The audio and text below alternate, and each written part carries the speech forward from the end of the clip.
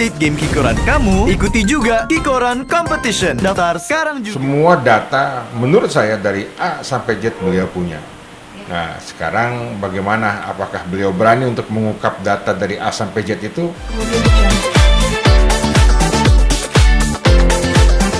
Pak, boleh dikenali Pak nama dan dari mana? Nama saya Ahmad Farabi, STMM. Saya adalah calon legislatif dari Partai Perindo untuk wilayah Jabar 12, Kota Cirebon, Kabupaten Cirebon, dan Kabupaten Indramayu untuk DPRD Provinsi Jawa Barat.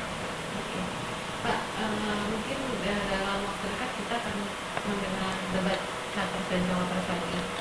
Ini kita sedikit minta dukungan dari tim Perindo. Seperti apa sih melihat sosok kepemimpinan Pak Ganjar dan Pak Mahfud? Oh, baik.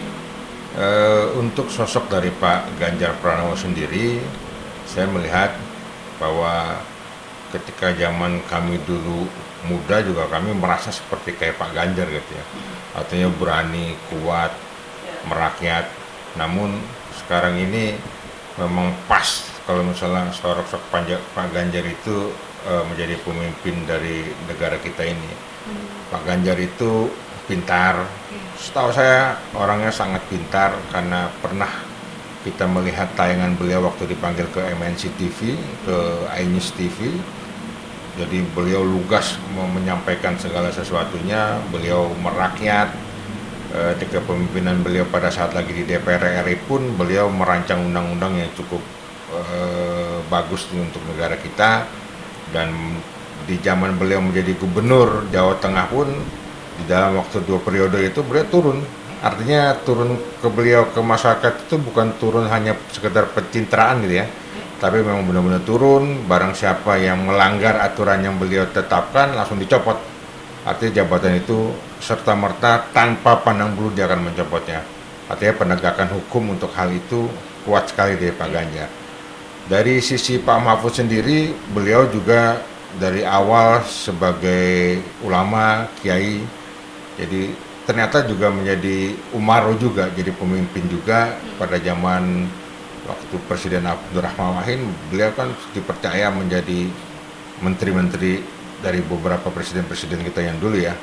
Artinya dengan kepiawaian beliau, saya rasa cocok dengan Pak Ganjar, pasangan dengan Pak Ganjar. Bagaimanapun juga sosok Pak Ganjar ini harus didampingi orang-orang yang kuat ya, orang-orang yang kuat, orang-orang yang mempunyai sisi agamis yang kuat juga, punya idealis, integritas yang tinggi. Kenapa seperti itu? Karena pengalaman beliau waktu duduk di DPR RI juga, beberapa kali jadi menteri, terakhir di Menko Polhukam ini, beberapa kasus-kasus dihajar sama beliau. Artinya beliau tidak pandang bulu, walaupun itu teman, artinya institusi Polri walaupun teman bagi beliau, tapi kalau misalnya ada oknum beliau akan libas. Dan saya yakin di kepemimpinan Pak Ganjar Mahfud ini dengan tagline mereka yang korupsi harus dihabisi, harus dihajar, dan undang-undang perampasan harta itu harus segera diundang-undangkan, saya rasa Indonesia akan sejahtera dengan hadirnya Pak Ganjar Mahfud sebagai Presiden dan Wakil Presiden Indonesia. Nah, di debat ketiga nanti Pak, kan temanya tentang pertahanan, keamanan, hubungan internasional, geopolitik. Nah, kira-kira Bapak memprediksinya nanti seperti apa Pak? Siapa yang akan lebih unggul dari 3 calon pasangan? Memang kita akui bersama paslon yang lain itu memang masih incumbent ya sebagai Menteri Pertahanan, kita akui. Namun kita juga bisa akui bersama bahwa Pak Ganjar dengan Pak Mahfud ini dari debat pertama dan debat kedua tidak mencoba untuk menjatuhkan lawan politiknya. Itu yang pertama ya. Artinya beliau dengan santun sebagai orang tua, sebagai orang yang bijak, menanggapinya itu dengan data yang mereka punya. Saya rasa data-data yang beliau sampaikan semua itu adalah akurat karena tim dari pemenangan nasional juga sudah mempersiapkan itu semua, bahwa Pak Ganjar Mahfud ini bukan hanya dikasih data yang hanya saat ini ya, tapi data bagaimana sih Indonesia nanti 2045. Karena kita bukan ngomongin tentang 2024 lagi sekarang, kita ngomongin tentang 2045, dan Pak Ganjar dan Pak Mahfud sudah ngomong tentang itu, bahwa 2045 itu Indonesia emas. Dan bagaimana caranya Indonesia emas? Ya harus ada Ganjar dan Mahfud yang memimpin Indonesia ini, karena tanpa mereka mungkin ya akan pincang, bagi saya akan pincang, karena kekuatan dua politik orang ini nih luar biasa bagi saya. Satu yang benar-benar nasionalis, yang satu agamis tapi nasionalis juga. Saya rasa untuk debat yang berikutnya ini tentang geopolitik, pertahanan, keamanan, saya tidak meragukan mereka, beliau pemimpin bangsa pasti akan memenuhi keinginan rakyat. Saya rasa seperti itu.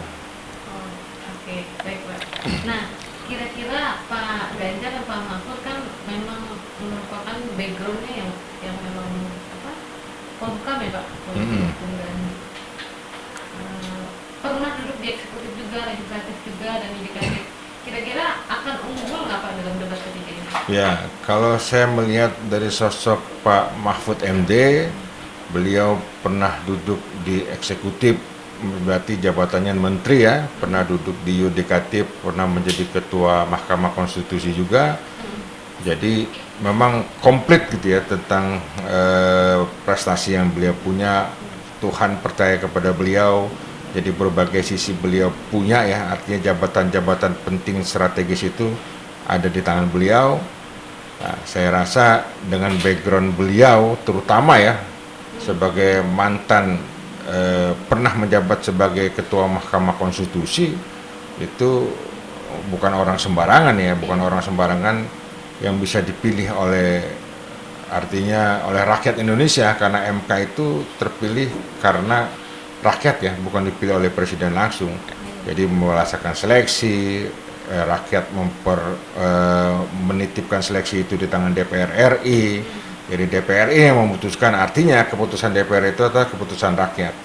Nah, untuk Pak Mahfud, dengan sisi background beliau yang saat ini Menko Polhukam, yang masih menjabat sebagai Menko Polhukam, semua data menurut saya dari A sampai Z beliau punya.